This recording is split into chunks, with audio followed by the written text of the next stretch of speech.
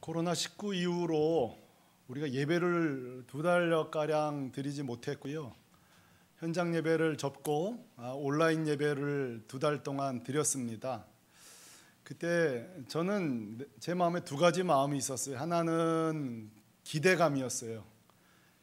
또 가정에서 예배를 드리기 때문에 가정 예배가 회복되겠구나. 한편으로는 또 걱정이 좀 됐습니다. 과연 이렇게 가정에서 예배가 온전히 드려질까 과연. 특히 우리 어르신들, 스마트폰 갖고 계시지 않은 어르신들은 자녀들이 도와주지 않으면 유튜브 볼 수 없잖아요. 스마트폰을 갖고 계시나? 저 권사님 집에 누가 저 예배 틀어줄 분이 있나? 여러 가지 등등 참 마음에 부담이 있던 게 사실이에요. 그래서 제 마음속에 한 구석에 꼭 기회가 되면 이 코로나 시대에는 어떻게 예배를 드려야 되나, 예배를 주제로 꼭 설교를 해야 되겠다 마음을 먹고 있던 중에 당장 오늘부터 해야 되겠다. 그것도 한 번도 아니고 예배에 대해서 여러 번 설교를 해야 되겠다고 결심하게 된 한 2주 동안의 사연이 있었습니다. 그것은 뭔가 하면 지난 2주 동안 몇 분하고 제가 통화를 하게 되었어요. 우리 성도도 있고요. 여기에는 외부 제가 있던 교회, 대형교회 성도도 있는데요. 그분들과 통화하면서 제가 생각했던 것보다 훨씬 가정 온라인 예배가 어렵다는 것을 알게 되었습니다. 어려운 정도가 아니라 매우 심각한 수준의 단계다. 가령 제가 아는 제 제자 한 자매는 거기도 대형교회인데 아직까지도 온라인 예배를 드리고 있어요. 그러니까 무려 4개월째 지금 예배를 드리고 있는 거죠. 들어보니까 처음에 온라인 예배를 집에서 드릴 때는 그렇게 감격적이었대요. 첫째로는 그동안 우리가 현장에서 예배드리는 이렇게 소중했었구나 하면서 아쉬움과 동시에 이렇게 온라인 예배라도 드릴 수 있으니 얼마나 감사하냐는 거예요. 그래서 처음 온라인 예배 드릴 때는 감격했는데 4개월이 지나고 난 지금은요, 그냥 온라인 틀어놓고 중간에 걸어가서 커피도 한 잔 떠오고, 그렇죠? 그리고 또 보다가 문자 올리면 문자 보다 보면 찬송 끝나고 말이죠. 그 나중에는 다 스킵하고 설교할 때쯤 켜가지고 보고, 때론 누워서 듣기도 하고. 저한테 그러는 거예요. 목사님, 과연 이게 예배일까요? 이게 과연 예배일까요? 한 대형교회 한 권사님은 저한테 이러는 거예요. 목사님, 예배가 원래 하나 되는 거 아니에요? 근데 온라인 예배 드린 후에 자기 집은 지금 박살이 났다는 거예요. 엉망진창이 됐대요. 분열과 갈등이. 그래서 무슨 얘기인가 했더니만 처음엔 이제 5분 전에 자녀들이 다 옷 갇혀 있고 소파에 그 마루에 다 갇혀 있고 나오는데 조금 시간이 지나니까 깨워야 나오고요. 나중에는 잠옷바람으로 나오고요. 중간에 막내 아들 약속 있다 나가고요. 이 예배가 진행이 안 되더래요. 또 자기 남편하고 갈등이, 남편하고 교회가 서로 다른 교회를 다녀요. 그래서 남편이 또 왜 당신네 교회 목사 설교만 듣냐고, 우리 목사님 설교 듣자고, 또 지금 뭐 난리도 아니에요. 조금 듣다가 재미없다고, 당신 교회 목사님 재미없다고 하면서 우리 거 듣자고. 지금 여러분 미스터 트롯이 문제가 아니에요. 이게 미스터 설교 대회가 지금 열린 상태예요. 여러분 집은 어떤지 모르겠어요. 참 우픈 일도 있어요. 제가 한 또 형제는 이 혼자서 예배 드리는 거예요. 집에 자취하니까 혼자 예배 드리는데 전날 야근하고 힘들잖아요. 토요일도 일을 하고 오는데, 그래서 예배를 딱 잘 시작했는데 그날따라 성가대 찬양이 얼마나 은혜가 되는지 잠깐 눈 감았는데 켜보니까 예배가 끝났더라는 거예요. 여러분, 이게 있을 수 있는 일이에요. 그래서 제가 그거 보면서 온라인 시대는 성가대가 너무 은혜가 되면 안 되겠다. 적당히 은혜가 돼야지. 제 시골에 목회하시는 제 선배님은요, 또 어떤 일이 벌어졌냐면, 우리도 이번에 그 온라인 그 시스템 만드느라고 지금도 잘 완성이 안 됐어요. 저희가 제대로 어렵긴 한데 시골교회는 아예 영상 예배가 어려운 거예요. 그러니까 성도들이 이러는 거예요. 왜 목사님 유튜브 할 줄 모르냐고. 여러분, 목사님들이 그거 어떻게 할 줄 알겠냐고요. 이런 걸 왜 못 하시냐고 목사님. 그러니까 이 목사님도 너무 막 자괴감이 드니까 할 수 없이 옆에 큰 교회 영상을 남의 성도 예배를 드려야 되게 되는. 자, 여러분, 이런 것들이 지금 뭐죠? 웃겨도 웃을 수도 없는 이 남일이 아니에요. 실제 이 온라인 예배 가운데 벌어졌던, 아마 여러분 다 비슷하실 거예요. 여러분, 묻고 싶어요. 지난 몇 개월 동안, 아니 지금도 온라인 예배를 드리시는 우리 성도 여러분, 여러분 예배는 지금 어떠신가요? 잘 되고 계신가요? 제가 이런 것들을 보면서 내린 결론이 있어요. 그건 이거예요. 아하, 우리가 온라인 예배 에티켓, 이 온라인 예배에 대해서 어떻게 제대로 드릴 것인가 교육이 준비가 없는 채 예배를 드리기 시작했구나. 우리가 너무도 준비가 없이 온라인 예배를 맞이했구나라는 것 첫째.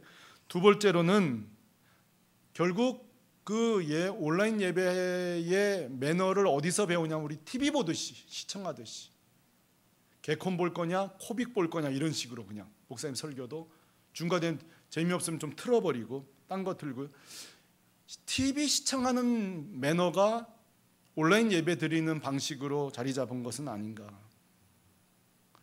아까 통화했던 그 권사님은 그러는 거예요. 거기 이제 예배가 현장 예배로 돌아왔는데 이런 표현을 하시더라고요. 목사님, 저는요 다시는 온라인 예배 드리고 싶지 않다는 거예요. 우리 집은 이렇게 그냥 분열이 일어나고 갈등이 있는 경우에는 나는 목사님 다시는 온라인 예배 드리고 싶지 않습니다. 어떻게 보면 그게 정답일 수 있어요. 제대로 예배 훈련이 되지 않은 분들에게 온라인 예배가 참 불가피합니다만 준비 없이 이런 상황이 올 수 있다. 그러면서 제가 던지는 건 이거예요. 자, 여러분, 이런 일은 앞으로 우리 또 있을 거예요. 뭐 가을에 있다는 얘기도 있고 내년에 있다는 더 큰 일이 있다는 걸 수도 있고요. 근데 이게 뭐 여러분 어제 오늘이 아니었잖아요. 일제 시대에 숨어서 예배 드렸어요. 6.25 때에 숨어서 예배 드렸어요. 지금도 북한은 숨어서 예배 드리고 있어요. 그러면 언제까지 우리는 환경 탓하지 않고 언제는 나 혼자 예배 드리는 날이 올 수도 있어요. 설교자 없이도 예배 드리는 날이 올 수 있어요. 이런 온라인 서비스도 없는 날이 올 거예요. 그렇다면 우리는 분명해졌어요. 무장돼야 되겠다. 바른 예배자로 무장돼야 되겠다. 온전한 예배 훈련이 돼야 되겠다. 참 예배에 대해서 준비돼야 되겠다. 제가 그런 의미를 가지고 7월 몇 주간이 될지 모르겠습니다만 이 성경 속에서 예배할 수 없는 가운데, 그게 환경이든 상황이든 뭐 질병이든 뭐든 다 좋아요. 예배할 수 없는 상황 속에서도 온전한 예배자였던 분들을 좀 소개하고 싶어요. 그런 분들을 좀 소개하면서 그분들이 예배를 우리가 단면들을 보면서 우리는 이제 배우는 거죠. 아하, 이렇게 예배할 수 없는 곳에서도 예배했구나. 그러면서 우리는 이제 온전한 예배가 뭔지를 깨닫게 될 거고요. 어떻게 예배 드려야 될지를 깨닫게 될 텐데 도전하고 싶은 건 그거예요. 치열하게 오늘부터 몇 주 동안 드리는 그 온전한 예배자들을 여러분과 치열하게 비교해 보셔야 돼요. 지난 몇 개월 동안 우리 가정 예배와 치열하게 비교해 보시는 거예요. 그러면서 우리에겐 없고 이분들이 가진 건 뭐였는가? 환경을 넘어서서 여건을 넘어서도 예배할 수 있는 이분들에게 있는 건 뭔가? 여러분 그걸 깨닫게 되고 온전한 예배자로 무장되게 되기를 주님의 이름으로 축복합니다.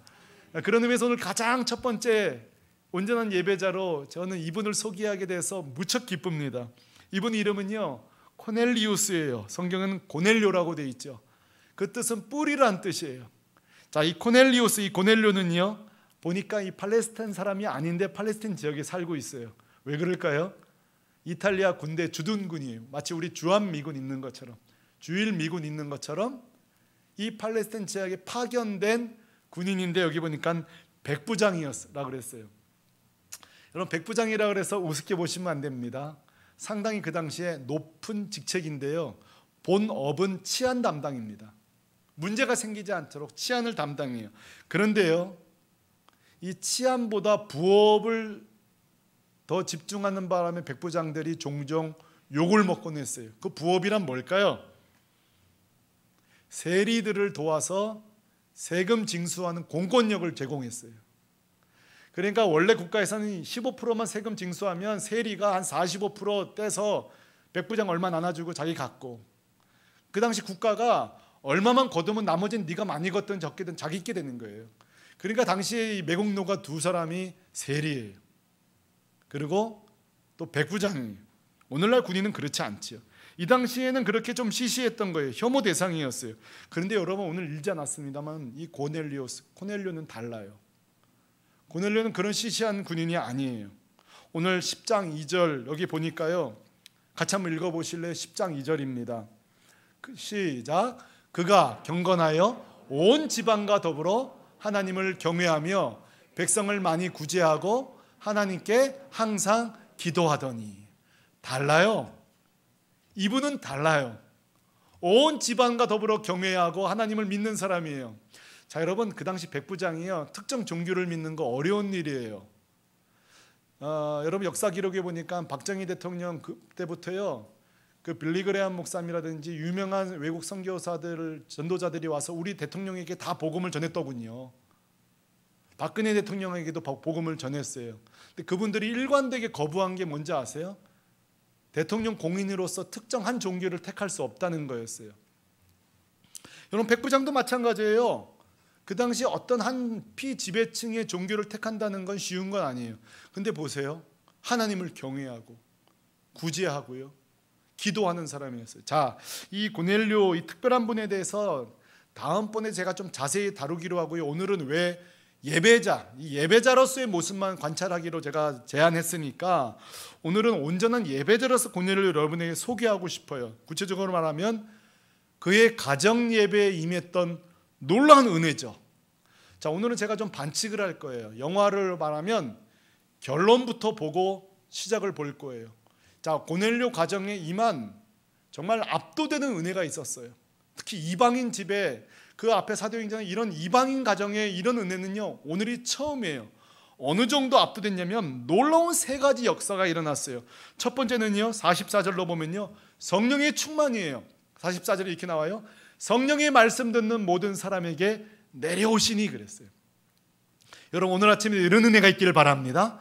성령이 충만합니다. 두 번째는요, 복음의 역사, 예수 그리스도를 이름으로 세례를 받아 예수 믿는 사람이 나오기 시작했어요. 제가 제일 바라는 거예요.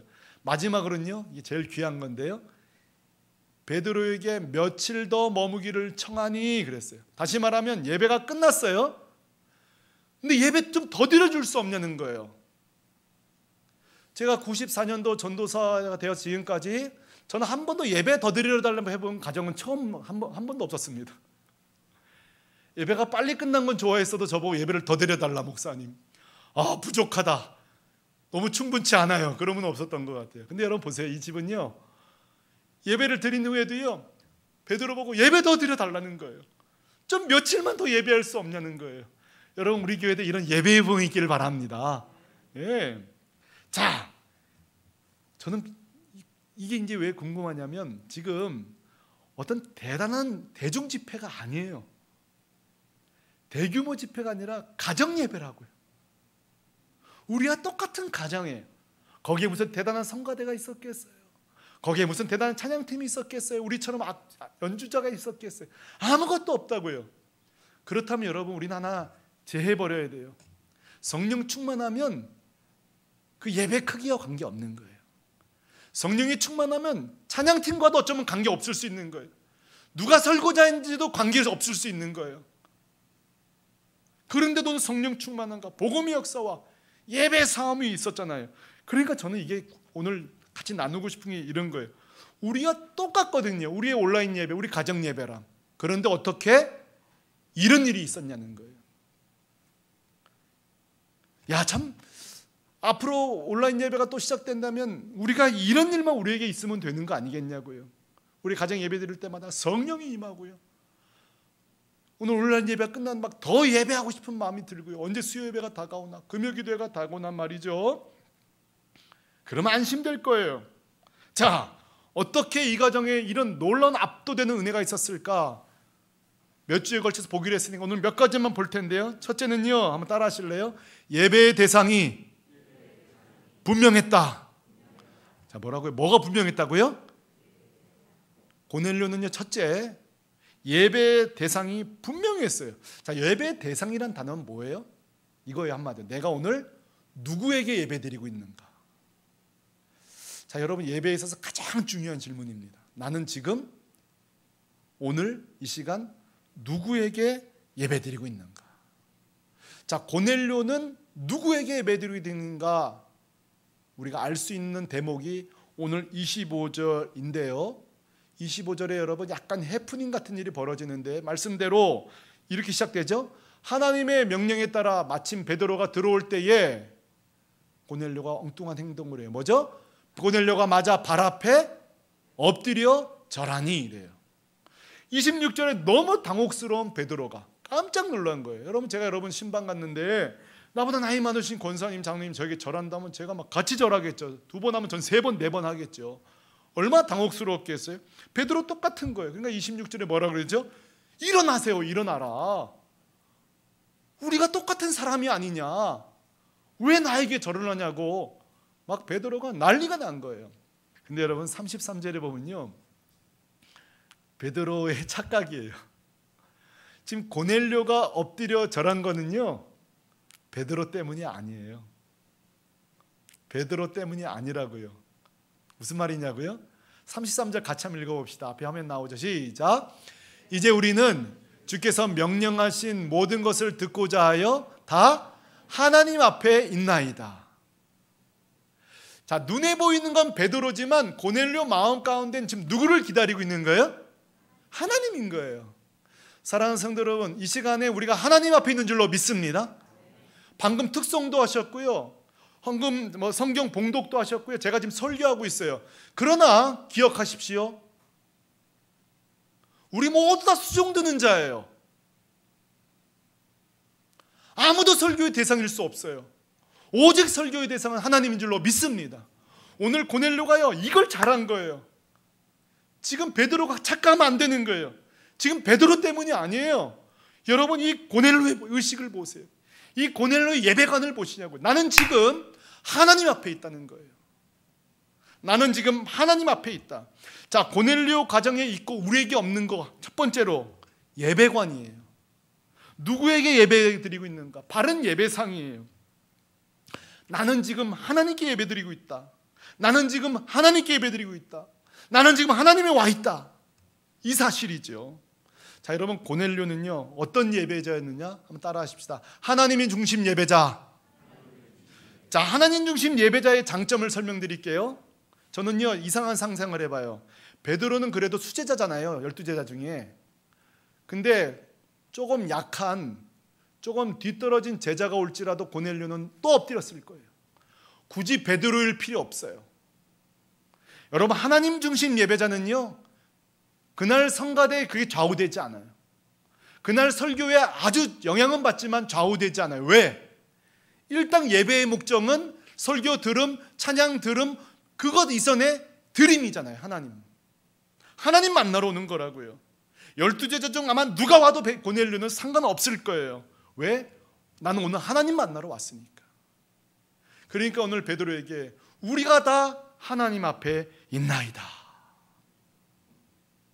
지난 온라인 예배 드리는 동안에 우리에게 이런 예배관이 있었습니까?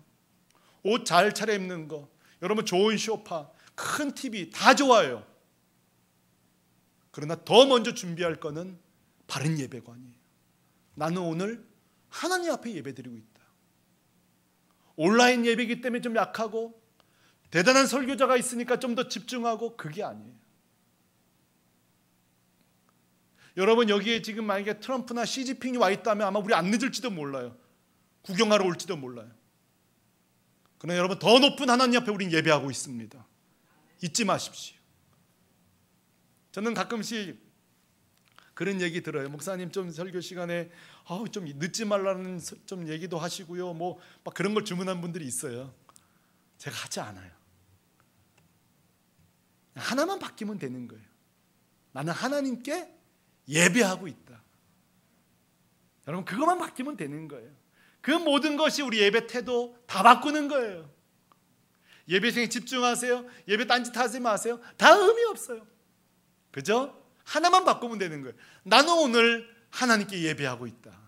그거죠. 여러분, 어느 교회에 예배 설문조사를 했는데요, 예배에서 가장 중요한 게 뭐냐는 주관식 설문조사를 했어요. 제가 했으니까요. 제가 했던 게서 제가 성도들 설문조사했는데 거기 보니까 한번 여러분 그런 설문조사 받았다고 생각해 보세요. 은혜로운 예배가 되기 위해서 뭐가 중요할까요? 얘기해 보세요. 한번 마음속으로 얘기해 보세요. 예. 거기 이렇게 나왔어요. 성가대 찬양이 중요하다, 설교가 중요하다, 때로는 오르간이 중요하다, 오케스트라가 중요하다, 신나는 찬양이 중요하다, 뭐 여러 가지 내용들이 많이 나왔고 실제 도움이 많이 됐어요. 근데 제가 이제 그 설문 중에 하나 제가 문제 제기 뭔지 아세요? 거기에 설문하신 분들의 능동적인 행동은 하나도 안 들어가 있어요. 다 목사님 어떻게 해주세요, 찬양팀 어떻게 해주세요, 성가대 어떻게 해주세요, 교회 어떻게 바꿔주세요. 다 교회지 내 태도가 바뀌어야 되는 내용은 하나도 없어요. 근데 여러분 오늘 고넬료를 통해서 배우는 거는요, 아니에요. 그런 것들은 제가 바꿔갈게요. 여러분 만족스럽게 제가 계속 바꿔갈 거예요. 그러나 먼저 우리가 해야 될 게 있어요. 그런 게 다 없어도 우리가 먼저 해야 될 것은 하나님 중심 예배예요. 때로는 여러분 여기 하나님 중심 예배가 틀어지는 경우에는요, 자꾸 사람을 의식하는 예배를 드리게 되어져요. 제가 아는 옛날에 우리 청년은요, 도서관에서 일하던 사람, 도서관 총무로 습관이 돼가지고 교회 오면 누가 왔나 출석 체크를 이렇게 해요. 예배 시간에 이 몸에 배가지고 누가 오셨나, 누가 오셨네. 이 못 버려요. 또 음악 선생님들은요, 아이고 우리 목사님 저 찬송 또 틀리시네, 박자 또 틀리시네. 고맙긴 한데요, 그렇게 생겨먹었어요. 이해해 주세요. 틀리는데 틀려요. 또 어떤 분은 이렇게 환경, 교회 좀 저기를 고치면 좋을 텐데, 다 좋아요. 네, 여러분 부탁드릴게요. 예배 끝나고 하세요. 예배 시간에 그 무엇도 하나님과 우리 만남을 방해할 수 없어요. 제 옷차림이 좀 이렇게 좀 만족스럽지 못할 때도요, 나중에 얘기해 주세요. 좀 우리 부족함이 있어도요, 나중에 얘기해 주세요. 지금은 오로지 하나님께만 집중하세요. 우리 주님께만 집중하세요. 한번 말씀드린 것 같은데요, 오래전 얘기예요. 다른 교회 제가 수요 설교 마치고요, 설교 마치고 이제 그때 교육자들이 예배당 정리하니까요. 근데 제가 얼마나 감동받았는지, 제가 그날 설교 뭐 대단한 것도 아닌데 주보에 빼곡히 적혀 있더라고요. 그래서 얼마나 감동이에요. 보니까 한 주간 식단이 적혀 있더라고요. 이렇게 이번 주 뭐 먹을 건지. 그래서 설교 시간 내에 이제 영의 양식을 먹으면서 이번 주 육의 양식을 뭘 먹을까, 참 이게 대단한 은사를 받은 거예요. 설교를 들으면서 또 이렇게 할 일과를 적는. 저는 이런 얘기를 왜 하냐면, 이게 지금 남 얘기가 아니에요. 우리가 하나님께 예배드리겠다는 사실을 놓치는 순간에 계속 이런 우리 예배 중간에 엉뚱한 짓을 해가는 거죠. 자, 여러분 오늘 사실 설교 듣다 보니까 별거 없거든요. 예배의 대상이 하나님이시다. 그거 모르는 사람이 어디 있어요. 근데 이렇게 보세요. 너무도 당연한 사실인데 실제 우리 삶 속에서는 그게 안 되잖아요. 좀처럼 예배에 집중하지 못하고 자꾸 비본질적인 게 눈에 들어오고 초점이 흐려지고. 여러분 오늘 고넬료를 통해 도전합니다. 예배 시간 우리의 모든 초점이 우리 하나님께 드려지기를 원합니다. 그러면 좀 일찍 가보세요. 일찍 와서 하나님, 오늘 내가 하나님께 예배자로 나아갑니다. 오늘 우리 목사님 통로로 잘 쓰임받게 해주세요. 우리 찬양팀 쓰임받게 하시고 오늘 다 우리 하나님 만나고 가게 해주십시오. 여러분 이렇게 하면 얼마나 우리가 은혜가 될까요? 장로님 기도하실 때도 마찬가지예요. 저 기도 하나하나가 내 기도입니다. 내 기도입니다. 여러분 이게 얼마나 귀한지 몰라요. 얼마나 귀한지 몰라요. 여러분 그래서 그 A.W. 토저라는 목사님은요 이런 얘기했어요. 이분이 여러분 강사로 여기저기 교회 다니면서요 참 속상한 예배를 많이 드렸던가 봐요. 이 토저 목사님이 이렇게 얘기했어요. 오늘날 하나님을 상실한 예배가 얼마나 많은지 죄다 내어버리고 싶다, 이런 표현을 했어요. 여러분 어떻게 이런 표현을 쓸 수 있겠어요? 얼마나 속상하면 하나님을 상실한 예배가 죄다 내어버리고 싶다. 캠벨 몰간 목사님 이런 얘기했더군요. 하나님 없이 드려지는 예배는요 수위를 입힌 죽은 예배라는 거예요. 여러분 인간의 눈에도 이렇게 그런데 하나님 볼 때는 어떻겠어요? 그러므로 저는요 가끔씩 그런 용어도 우리가 쓰시는데 안 쓰셔야 돼요. 대예배란 용어 쓰시면 안 돼요. 하나님이 계신 곳은 다 모든 게 대예배인 거예요. 여러분 믿습니까? 뭐든지 영광스러운 하나님 앞에 다 예배, 소예배, 대예배 없는 거예요. 첫 번째로 고넬료가 전개되는 것은 예배의 대상을 분명하게 알아. 자, 오늘 숙제 내립니다. 여러분의 모든 예배를 점검하십시오. 다 점검하십시오. 자, 지금 온라인 예배를 드리고 계신 우리 성도님들 점검하십시오. 지금 우리가 하나님 초점으로 예배 드리고 있는가? 하나님 중심으로 예배 드리고 있는가? 그리고 여러분 숙제 내드립니다. 예배 시간에 도착하거든 꼭 선포하면서 시작하십시오. 나는 오늘 하나님 앞에 와 있습니다. 자, 온라인 예배 드릴 때도요, 가장이든 아빠든 엄마든 누군가는 꼭 이렇게 시작하고 유튜브를 켜주세요. 자, 우리 오늘 하나님 앞에 예배 드린다. 한번 따라 하시죠. 우리는 지금 하나님 앞에 서 있습니다. 누군가 이렇게 알람 기능을 해주십시오. 그래서 우리 찬양팀 앞에서 제일 처음 멘트로, 저는 그때가 제일 감격스러워요. 우리 다 같이 하나님께 찬양하겠습니다. 여러분, 이 문장이요, 우리로 정신을 바짝 차리게 하는 거예요. 우리 다 같이 하나님께 예배하겠습니다. 하나님께 찬양하겠습니다. 자, 오늘 고넬료가요, 하나님만 바라보는 하나님 중심 예배였다는 증거가, 오늘 예배의 대상이 분명했다 그랬죠. 또 하나가요, 그 행동이에요. 아까 엎드렸다 그랬어요. 자, 엎드렸다 그랬죠. 근데 이 엎드린 동작을요, 시점을 보세요. 이 엎드린 시점이 베드로가 설교가 시작되고 성령이 임하고 능력이 나타난 다음에 엎드린 게 아니에요. 잘 이걸 구분하셔야 돼요. 은혜가 충만하게 임한 다음에 보아하니 하나님은 경배할 만하구나, 오늘 예배 설교 들어보니 은혜가 됐구나, 그래서 엎드린 게 아니에요. 오늘 베드로는요, 잘 들으세요, 처음부터 하나님께 엎드렸다는 거예요. 여러분, 예배란 그런 거예요. 하나님을 테스트해보고 하나님이 복 줄만 하니까. 또 예배는 거래가 아니에요. 하나님 오늘 복 주실 걸 믿고 하나님 예배 드리면 할 거니까, 그게 아니에요. 우리 하나님은 이미 예배받기에 합당하신 분인 줄로 믿습니다. 이미 우리를 구원하셨고요, 이미 우리는 그 모든 것들, 이해관계를 떠나서 하나님은 예배받기에 합당하시다, 그런 마음으로 엎드리는 거예요. 오늘 고넬료가 귀한 거예요. 여러분, 그러므로 여러분 주보를 보세요. 우리 주보가요, 결국은 이렇게 많지만 두 파트로 나눠져서, 하나는 엎드림, 드림이에요. 그래서 여러분 찬양을 드리죠, 대표 기도를 드리죠, 헌금을 드리죠, 다 드림이에요. 그리고 마지막에 설교를 해요. 이게 은혜 누림이에요. 예배는요, 반드시 두 가지가 있어야 돼요. 예배 드림과 누림이 있어야 돼요. 자, 온라인 예배의 취약점은요, 제가 생각해보니까 이 드림이 약한 거예요. 누림은 충분할 수 있어요. 찬양도 설교 말씀 들으니까. 그러나 이 드림의 행위가 자칫 강화될 수 있는 게 온라인 예배의 약점이에요. 물론 잘 드리면 되겠죠. 여러분 기억나세요? 옛날에 그래서 이것도 잘못된 거였어요. 옛날에는요, 지금 우리는 안 그랬습니다만 헌금이요, 설교 뒤에 있었던 거 아세요? 옛날에는 이거 목회자에게 엄청 부담되는 일이에요. 왜 이렇게 했냐면, 은혜 받고 나면 헌금을 좀 많이 드리기 때문에 옛날에는 그렇게 했어요. 그럼 헌금 적게 나오면 누구 탓이라는 거예요? 실제 옛날에 그런 적이 있어요. 근데 여러분, 우린 그렇게 하지 않아요. 여러분, 진짜 복 더 받기 위해서 우리가 헌금 드리는 거 아니잖아요. 더 그게 아니잖아요. 오늘 모든 순서가요, 헌금 드림도, 저희 교회는 헌금도요, 저게 들어오면서 드리도록 해놨어요. 들어오면서 자발적으로 하나님께. 아마 헌금 바구니를 돌리면요, 체면치레 때문에 헌금은 더 나올지 몰라요. 그러나 그건 하나님 원치 않으세요.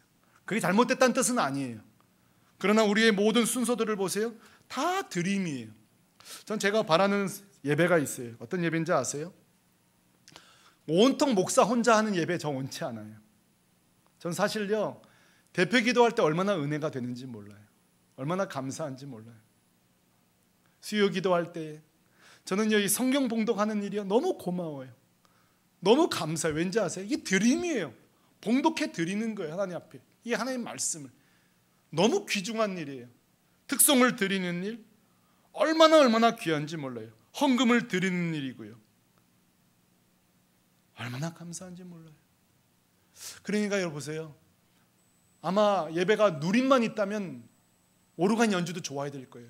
예배가 누림이 달하면 찬양팀이 좋아야 될 거예요. 성가대도 화려해야 될 거예요. 누림이 전부라면.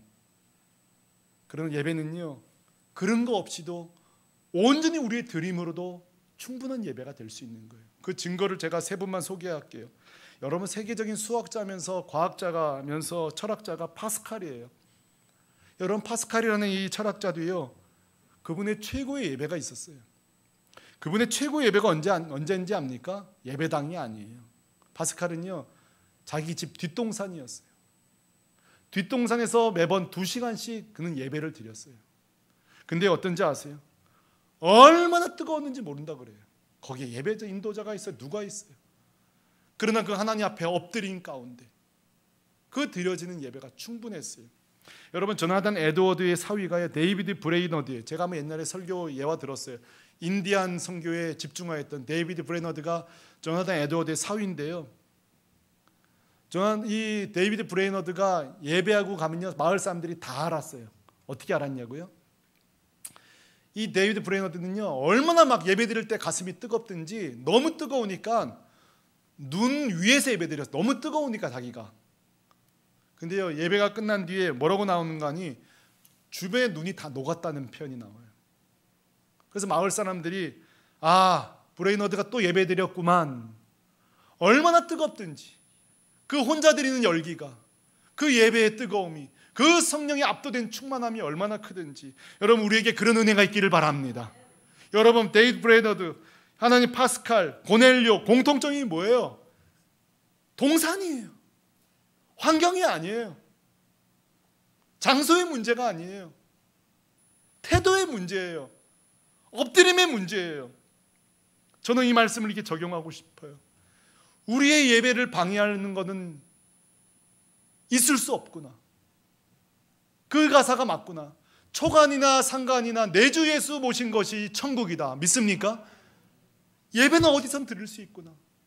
하나님 앞에 초점을 맞추고, 틀리는 목소리일지라도, 그런 컬컬한 목소리일지라도 관계없어요. 가사가 틀리면 어때요? 의식하지 마세요. 예배 드리는 동안에 성령의 그 압도되는 은혜가 있는 거예요. 그러므로 예배는 딱 2가지예요. 하나는 엎드림이요, 또 하나는 압도되는 은혜예요. 여러분, 둘 다 그 은혜를 누릴 수 있기를 바랍니다. 그래서 매 주일마다 주 앞에 엎드리십시오. 선언하고 들어오십시오. 선언하고, 나 오늘 하나님 만나러 왔습니다. 나 오늘 예수 그리스도의 보혈의 피로 덧입기 위해 나왔습니다. 난 오늘 하나님 앞에 나아갑니다. 여러분, 우리가 그렇게 찬양할 때에 아마 우리 모든 찬양의 모습이 달라질 거예요. 찬양하는 모습 달라지고, 우리 찬양팀에게도 그런 은혜가 있기를 바라요.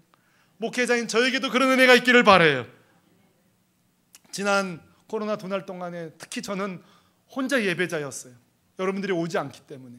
토요일 날 레브 카페에서 영상 촬영하고요, 여기서 혼자 예배 드리는 거예요. 제가 지난 말씀에 1달 반 드리니까 우울증이 올 것 같더라고요. 성도는 없지요. 혼자 예배 드리죠. 왜 이렇게 또 추워요, 예배당이. 혼자 막 찬송 부르 기도하는데 마음이 막 답답해요. 그래서 제가 어떻게 하는지 아세요?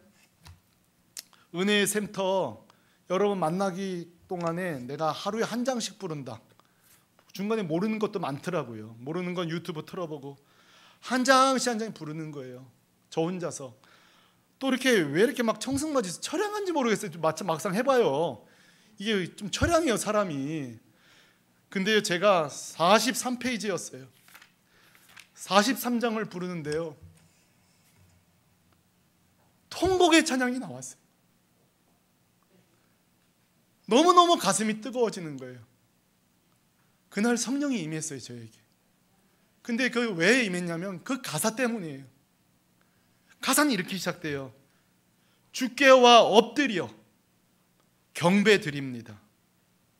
주 계신 곳엔 기쁨 가득, 무엇과도 바꿀 수 없네. 예배드림이 기쁨됩니다. 이 찬양 부르는데요, 주님이 그러는 것 같아요.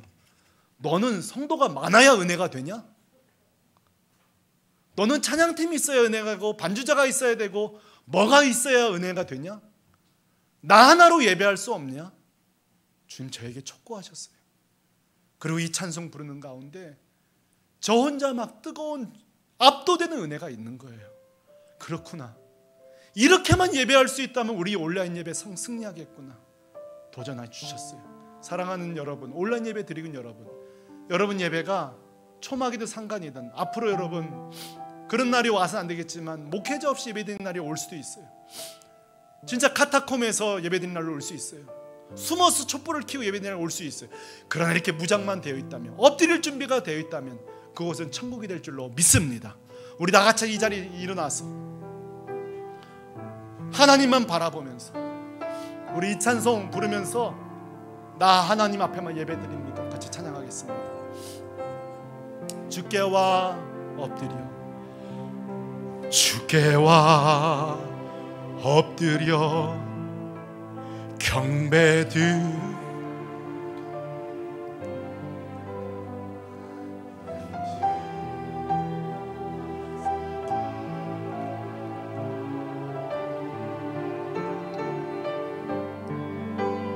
누구와도 무엇과도 바꿀 수 예배드리니 우리 두 손 들고 나 하나님 앞에 와 있습니다. 찬양하십시오. 주께와 엎드려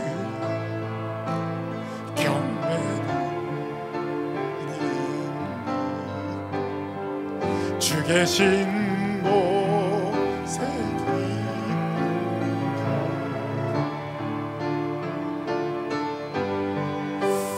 누구와도 무엇과도 바꿀 수 없네 예배드리니.